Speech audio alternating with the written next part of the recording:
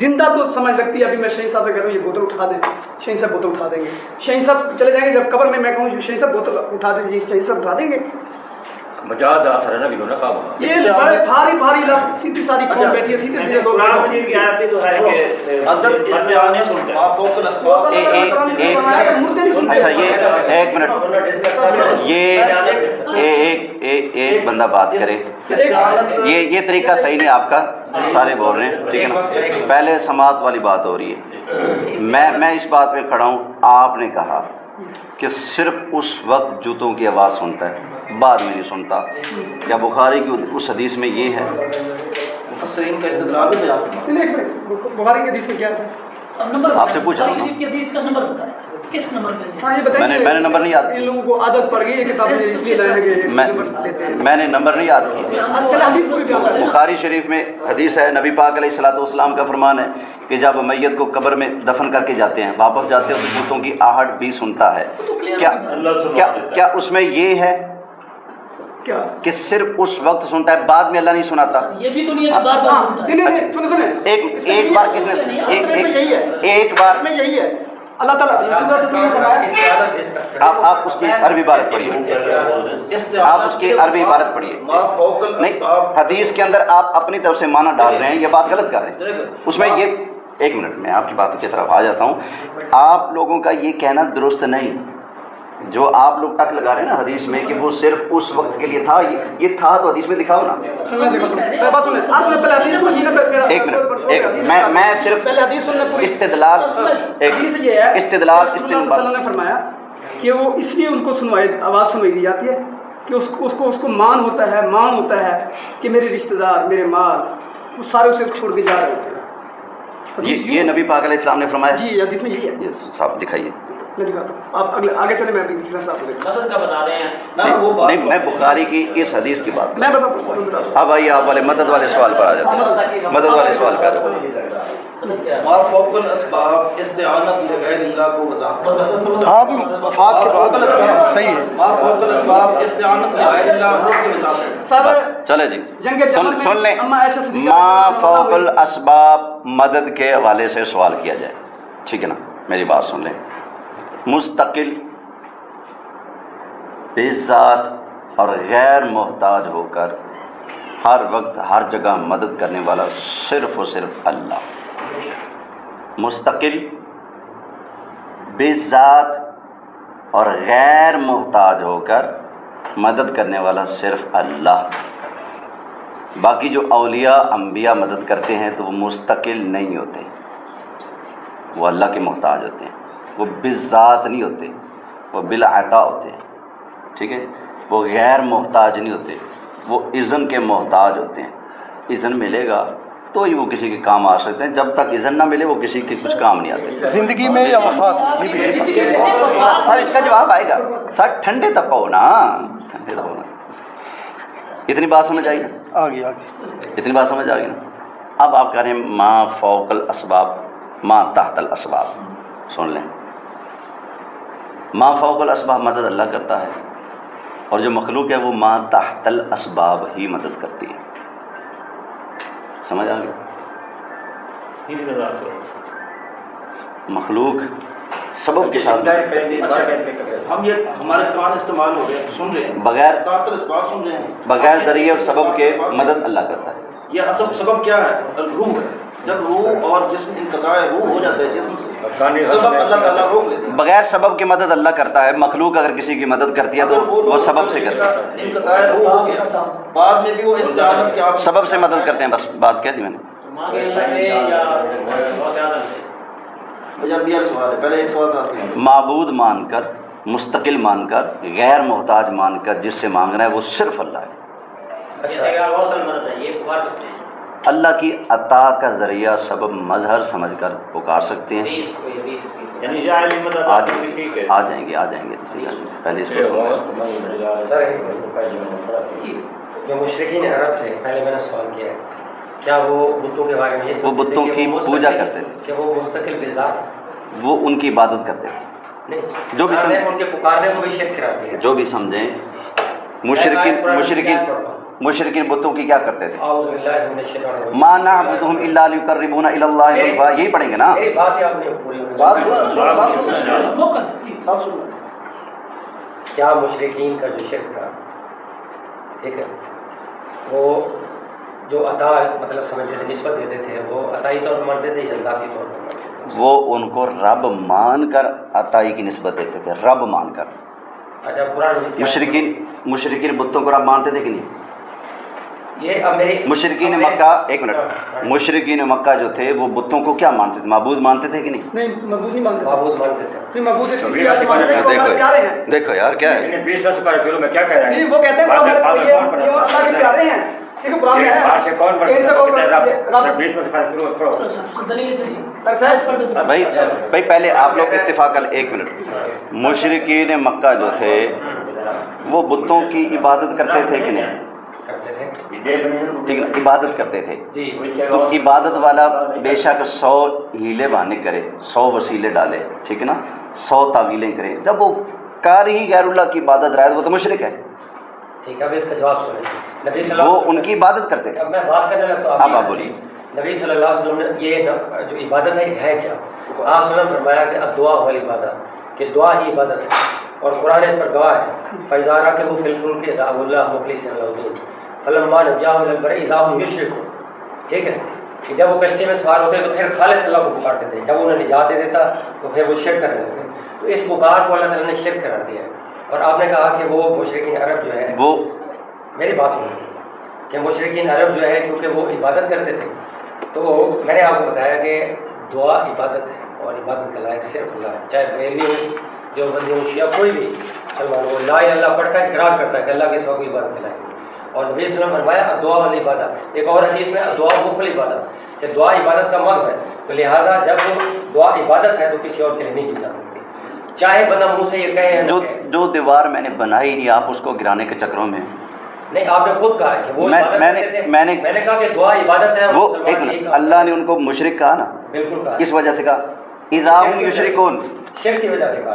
तो वो शिरक करते थे ना जी। क्या शिरक था उनका? यही कि वो गैर अल्लाह को पुकारते, गैर अल्लाह की इबादत करते थे। यही दुआ इबादत गैर अल्लाह की इबादत करते थे।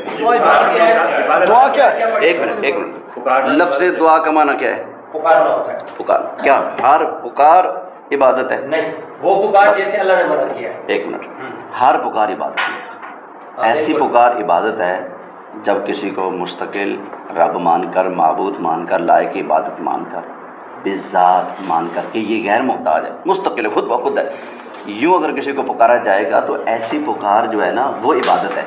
कुरान की आयत में मखलूक मानकर, एक मखलूक मानकर किसी को पुकारना की इबादत है?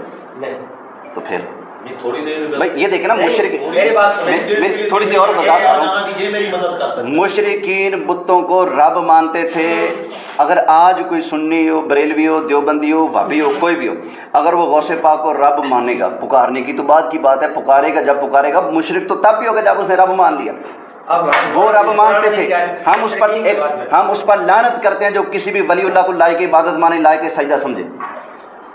हम इन चीज़ों को रद्द करते हैं। वो बुजुर्गों, आपकी बुनियाद गलत है, इसलिए कि आप बुनियाद वहाँ खड़ी करें। वो लोग तो बुतों को अपना माबूद माने बैठे हैं। क्या हमने अब्दुल कादिर जिलानी को अपना रब माना है, माबूद माना है? तो फिर आपका उन पर क्यास करना हमें कैसे दुरुस्त हो सकता है? ये आप ज्यादा कर रहे हैं। हम किस नज़रिए से पुकारते हैं ये आपको सुना देता हूँ। हम किस नज़रिए से पुकारते हैं ये हमसे सुनो ना आप। हम उनको अल्लाह का मोहताज मानकर, अल्लाह का बंदा, अल्लाह की मखलूक मानकर, अल्लाह की रहमत का मोहताज मानकर, बंदा मानकर पुकारते हैं। क्या बंदा फिर भी मुश्किल पुकारने की वो भी वफात के बाद? एक आप कह रहे हैं वफात के बाद, वफात के बाद, एक तो इत्तेफाक नहीं, आप एक नहीं बोलता, वफात के बाद। जो मैं आपको पहले भी अर्ज कर चुका हूँ, जो शिरक होता है ना हर जगह शिरक होता है। अगर गैरुल्लाह को पुकारना शिरक है ना, जो जिंदा हो पुकारो फिर भी शिरक है, वफात के बाद पुकारो फिर भी शिरक है। शिरक तो हर जगह शिरक होता है। मुझे बताएं शिरक में क्या तकसीम होती है? किसी जिंदा इंसान की इबादत करो तो शिरक ना हो, मरने के बाद इबादत करो तो शिरक हो जाएगा। ये तो कॉन्सेप्ट ही गलत है ना भाई। अगर ये पुकार मखलूक को अल्लाह का बंदा मानकर पुकारना अगर शिरक है तो जिंदा हो फिर भी शिरक, मर जाए फिर भी शिरक। ये शिरक में फर्क कहाँ से है? उसको क्यों पुकारते हैं? उसको क्यों पुकारना? अच्छा, हजरत इब्राहीम अलैहिस्सलाम ने काबा बनाया, کعبہ بنانے کے بعد اللہ تعالیٰ نے ارشاد فرمایا تھا اذن فی الناس بالحج، لوگوں کو حج کے لیے پکارو. مردوں کو پکارا تھا کہ نہیں پکارا تھا؟ یہ مردوں کو تھا. اچھا دلیل میں قرآن دے رہا ہوں. یہ مردوں کو تھا. یہ مردوں کو میں تھا. آپ کو بتاتا ہوں، میں آپ کو ایک منٹ میں بتاتا ہوں، میں آپ کو بتاتا ہوں. حضرت ابراہیم علیہ الصلوۃ والسلام کی یہ پکار کن کے لیے تھی پتہ ہے؟ آپ تو پھٹ بولے نا مردوں کا تھا. اللہ کے بندو جو ابھی پیدا بھی نہیں ہوئے، قیامت تک جتنے پیدا ہونے والے تھے ان سب کو آپ نے پکارا ہے. حضرت عبداللہ بن عباس صحابی رسول سے پوچھا گیا حج کے اوپر آ کر جو لوگ کہتے ہیں لبیک لبیک لبیک، میں حاضر لبیک تو تب کہا جائے جب کوئی بلائے، یہاں کوئی بلانے والا تو ہے نہیں، تو بندہ کس کے جواب میں لبیک کہہ رہا ہے؟ انہوں نے کہا کہ حضرت عبداللہ بن عباس نے فرمایا جو حضرت ابراہیم علیہ السلام نے پکارا تھا نا حج کے لیے، تو ان کی اس پکار کا جواب دیا جا رہا ہے لبیک کی صورت میں. جو پیدا بھی نہیں ہوئے، ایک میری بات سن لیں، جو پیدا بھی نہیں ہوئے حضرت ابراہیم علیہ السلام نے ایک آپ نے مجھے بتایا تھا کہ فلاں فلاں حدیث کا ہم نے آپ سے نمبر لینا ہے. آپ ایسے بتا دیں، میں نہیں بتا سر یہ آپ کے 5 سال کی بات ہوگی، 2 منٹ سن لیں. یہ آپ لوگوں کی یہ جو ایک بات ہے نا یہ بالکل اخلاقاً غلط ہے. ایک تو یہ کہ آپ نے مجھے اپنے سوالات میں سے کسی ایک سوال کا بھی نہیں بتایا تھا کہ ہم یہ سوال کریں گے. کیا آپ کے مرزا صاحب یہ اجازت دیں گے کہ کوئی بھی بندہ بے دھڑک آ کر جو ان سا مرضی آ کر مجھ سے سوال کرے؟ وہاں تو کوئی بندہ آ کر ایک سوال کرے دوسرے سوال کی اجازت نہیں ہوتی.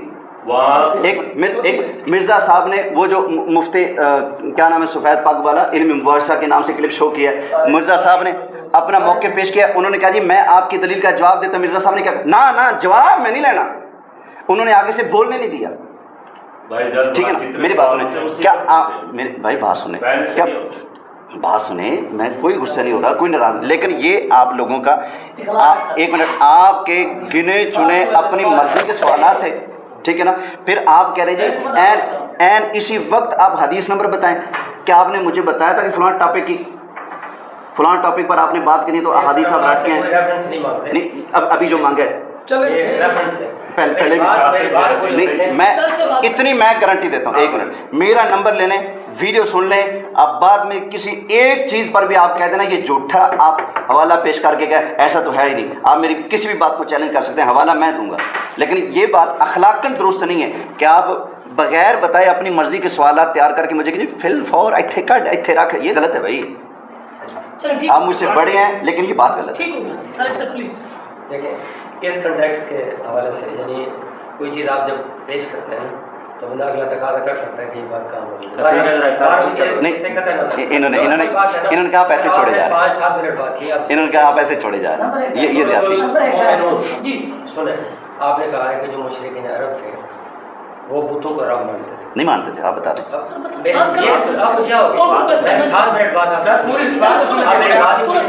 نہیں ایک بات کو وہ مانتے ہیں تو اس کو میرے کھاتے میں کیوں ڈالتے ہیں؟ یہ تو اتفاقی بات ہے نا، وہ رب مانتے تھے. اگلی بات وہ جواب دے رہے ہیں کتنا مانتے ہیں. اچھا سورۃ المومنون اللہ تعالیٰ نے فرمایا نبی صلی اللہ علیہ وسلم کو حکم دیا ہے کہ آپ ان سے پوچھیں قل لمن الارض ومن فیہا ان کنتم تعلمون، یہ زمین اور آسمان جو کچھ اس میں جو کچھ ہے وہ کس کا ہے؟ وہ کہیں گے سیقولون للہ، وہ کہیں گے اللہ کا. تو اللہ نے کہا قل افلا تذکرون، تو بات سمجھتے کیوں؟ اگلی بات سنیں جو رب کی. آگے اللہ تعالیٰ کہتے ہیں قل من رب السماوات السبع ورب العرش العظیم، کہہ دو کہ آسمانوں کا اور عرش عظیم کا مالک کون ہے؟ تو وہ کہیں گے سیقولون للہ، جھٹ سے کہیں گے کہ اللہ. آپ کہتے ہیں کہ وہ کہتے ہیں کہ بتوں کو رب مانتے تھے. یہ قرآن کی آیت یہ اس بات کی دلیل ہے کہ وہ بتوں کو رب نہیں مانتے تھے. ٹھیک ہے، اب قرآن نے ان کا آگے چلے. آگے قرآن کیا کہتے ہیں قل من بیدہ ملکوت، اللہ نے کہا دیکھیں آپ بولنا چاہتے قل من بیدہ ملکوت کل شیء وہو یجیر ولا یجار علیہ، کہہ دو کہ من بیدہ ملکوت، ہر چیز کی بادشاہت کس کے ہاتھ میں؟ وہو یجیر، اللہ بنا دیتا ہے، یعنی وہو کے شر اللہ کرے، ولا یجار علیہ، اس کے مقابلے میں کوئی بنا نہیں دے سکتا. تو وہ کہتے تھے سیقولون للہ، صرف اللہ ہے. تو یہ آیات قرآن کی اس بات کی گواہ ہے کہ مشرکین عرب نہ ہی اپنے بتوں کو رب مانتے، اپنے ہاتھوں سے تراش کے کوئی کہہ سکتا ہے کہ یہ زمین و آسمان کے پیدا کرنے والے ہیں. تو یہ اس بات کی دلیل ہے. اب رہ گئی بات کہ ان کا شرک کیا تھا کہ وہ غیر اللہ کو پکارتے تھے، اور قرآن اس پر گواہ ہے. میں نے آپ کو نبی صلی اللہ علیہ وسلم کی حدیث بھی بیان کی ہے کہ غیر اللہ کو پکارنا. اب یہ کہتے ہیں کہ ایک بندہ بیٹھا ہے آپ اس کو پکارتے ہیں اس کو. یہ تو نبی صلی اللہ علیہ وسلم کے دور میں نہیں، صحابہ ایک دوسرے کو پکارتے تھے ایک دوسرے کے. اصل میں جس چیز سے جو چیز تعلیم دی گئی ہوئی ہے کہ ایاک نعبد و ایاک نستعین میں استعانت میں جس چیز سے منع کیا ہے. یہ نہیں تھا کہ آج ہمارے بچوں کو دودھ نہ پلائیں, لوگ ایک دوسرے کی مدد نہ کریں. انصار کا مطلب یہ ہے کہ نبی کے مددگار, ٹھیک ہے نا. تو کس چیز سے اصل میں کس چیز سے روکا گیا تھا کہ لوگ اس وقت کہ جب اسباب ختم ہو جاتے تھے تو اللہ کو چھوڑ کر ان کو پکارتے تھے. تو اللہ تعالیٰ نے اس کو پھر نبی صلی اللہ علیہ وسلم نے یہ دعا والی عبادت. اچھا اب میری وضاحت مکمل بیٹری منگی. دعا ہی عبادت ہے. اور دوسری حدیث میں نے پیش کیا دعا مخل عبادت کہ دعا کیا ہے, عبادت کا مرض ہے. تو یہی وہ شرک کرتے تھے اور قرآن نے اسی کو شرک کر دیا ہے, بیان کیا ہے. تو ہم کہتے ہیں کیونکہ آج امت مسلمہ کی اکثریت جو ہے وہ اللہ کو چھوڑ کر جب دوسروں سے مانگتی ہے تو وہ شرک کا ارتکاب کرتی ہے. ان پر مشرک کا فتویٰ اس لیے نہیں لگ سکتا کیونکہ وہ مانتے ہیں کہ ہم اللہ کو وحدہ لا شریک مانتے ہیں. اور جو مشرکین عرب تھے وہ کہتے تھے کہ ہم اللہ کا وہ شریک ہیں, کیونکہ وہ عربی سمجھتے تھے کہ الہ کا مطلب کیا ہے, کہ اللہ کا وہ شریک ہے جس کو اس نے خود اپنا شریک بنایا, لیکن اس کا مالک بھی وہی ہے, اس کے مالک وہ نہیں, مطلب یہ مشرکین. چلیں اب میری بات سن سر میری بات مکمل. تو ہماری اس دلیل کو آپ توڑ کر دکھائیں کہ دعا عبادت نہیں ہے, دعا عبادت ہے اور دعا عبادت ہے, ٹھیک ہے. اور ہر پکار عبادت نہیں, یہ آپ مان چکے. ہر پکار عبادت نہیں, ہر پکار عبادت ایک دوسرے کو پکار لفظی معنی نہیں, مرادی معنی. ہر پکار عبادت ہے. دیکھیں دوبارہ نہیں ایک منٹ, ہر پکار عبادت نہیں ہے. بات سن لو. اب پہلے نمبر پہ آپ نے جو آیتیں تلاوت کی 24ویں پارے میں سے, ان میں سے اس لفظ پر ہاتھ رکھیں, انگلی رکھیں, یا وہ لفظ دوبارہ پڑھیں جس کے اندر یہ لکھا ہے کہ مشرکین بتوں کی عبادت نہیں کرتے تھے. بسم اللہ کیجیے. آپ نے اپنی بات قرآن میں ڈالی ہے. نہیں, میں نے 3 باتیں بیان کی ہیں کہ وہ سایقولون للہ, سایقولون للہ, یہ تو ہے وہ کہیں گے اللہ, وہ کہیں گے اللہ. لیکن یہ بتا ان میں سے کون سا لفظ ہے جس کا مطلب یہ ہے کہ وہ بتوں کی عبادت نہیں کرتے تھے؟ میں بتاتا ہوں. یا میری سن لیں ایک, بس آپ کی میں سن چکا, اب سنیں.